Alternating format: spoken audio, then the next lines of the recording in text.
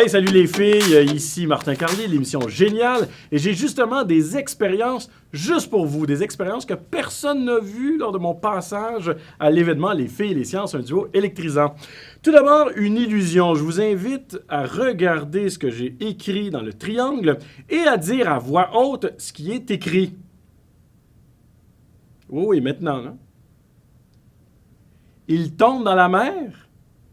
Il tombe dans la mer.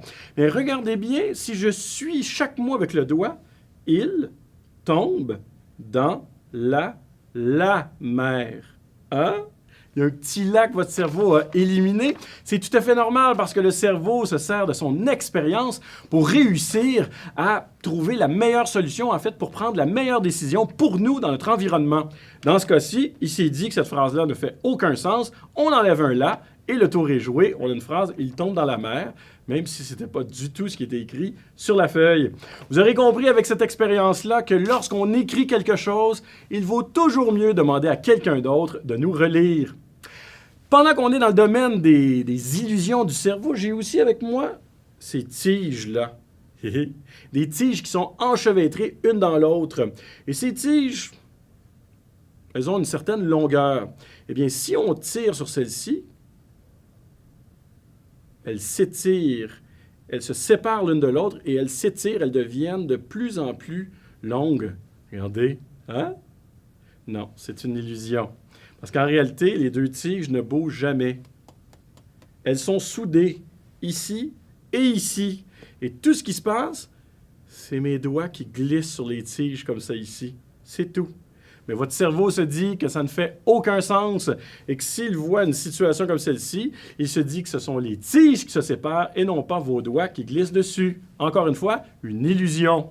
Et je terminerai en vous présentant un matériau franchement fabuleux. Un matériau qui pourrait peut-être révolutionner la médecine éventuellement. C'est ceci. Dans cette bouteille, on a un liquide noir qui est en forme de pointe. Mais si j'approche un aimant du liquide, regardez, on réussit à interagir avec le liquide. Si on tourne les aimants, on va pouvoir attirer le liquide de cette manière. Mais dès que l'aimant n'est plus là, le liquide retourne sur la vis qui est au centre de ma bouteille. Ce liquide a un nom particulier, on l'appelle le ferrofluide. C'est un liquide qui est composé notamment de particules de fer extrêmement fines.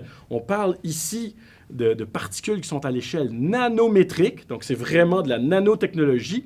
C'est un liquide qui peut donc être contrôlé à l'aide d'un aimant.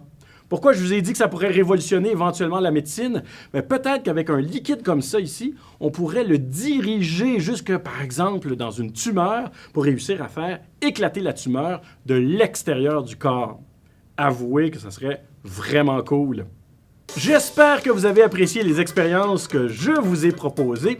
Quant à moi, ça me fait un immense plaisir d'être à nouveau associé à cet événement, Les filles et les sciences, un duo électrisant.